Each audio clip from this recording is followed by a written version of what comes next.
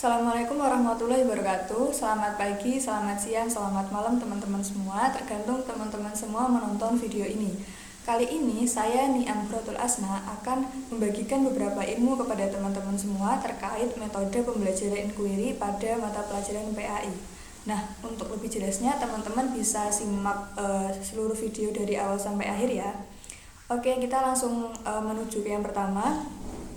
Pengertian. Nah, inquiry ini berasal dari kata bahasa Inggris yang artinya penyelidikan. Nah, dalam hal penyelidikan, maka kegiatan apapun termasuk pembelajaran dapat dilakukan secara analitis, logis, sistematis, dan berpikir kritis. Nah, untuk pengertian lebih luasnya, inquiry ini merupakan sebuah proses kegiatan pembelajaran yang menekankan peserta didik pada proses berpikir secara logis, kritis, analitis dalam rangka menemukan sendiri permasalahan dan mendapatkan jawaban yang ditujukan.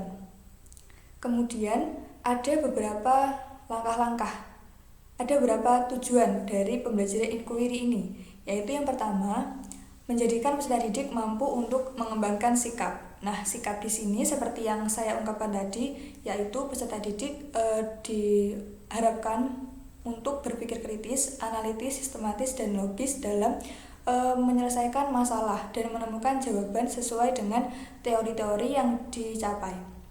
Kemudian yang kedua, fokus utama dari inquiry ini adalah problem solving atau pemecahan masalah. Seperti yang saya jelaskan tadi, prosesnya adalah praktik pada pembelajaran. Kemudian yang ketiga adalah membuat peserta didik memiliki motivasi yang tinggi untuk mengikuti kegiatan belajar. Nah, lalu kita beranjak pada langkah-langkah pembelajaran inquiry. Adapun langkah-langkah pembelajaran inquiry ini diantaranya sebagai berikut.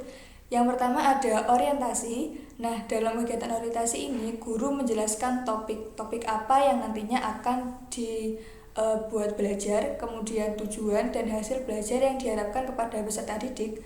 Kemudian menjelaskan gambaran kegiatan pembelajaran itu bagaimana dengan menggunakan model pembelajaran inquiry. Yang kedua ada merumuskan masalah. Nah, masalah ini hendaknya dirumuskan sendiri oleh peserta didik. Nah, guru itu fungsinya adalah memberikan topik yang dipelajari. Jadi, guru hanya mendorong siswa. Lalu yang ketiga ada merumuskan hipotesis. Nah, hipotesis ini merupakan salah satu cara yang dilakukan guru untuk mengembangkan kemampuan menebak pada peserta didik dengan mengajukan berbagai pertanyaan yang mendorong peserta didik dapat merumuskan jawaban sementara atau dapat merumuskan berbagai perkiraan kemungkinan jawaban dari suatu permasalahan yang dikaji. Lalu ada mengumpulkan data.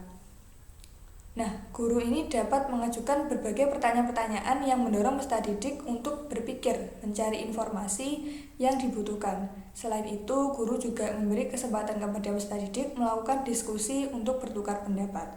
Lalu ada menguji hipotesis. Nah, guru ini memberikan kesempatan kepada peserta didik untuk mengembangkan kemampuan berpikir rasionalnya dengan membuktikan kebenaran jawaban yang diberikan. Jadi bukan hanya berdasarkan asumsi, tapi juga ada argumentasi yang didukung oleh data-data yang ditemukan dan dapat dipertanggungjawabkan.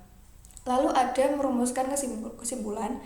Nah, guru ini beserta peserta didik menyimpulkan temuan yang diperoleh berdasarkan hasil pengujian hipotesis. Lalu yang terakhir ada implementasi pada pembelajaran PAI. Nah, ini saya akan memberikan satu contoh kasus, yaitu pada kasus intoleransi beragama.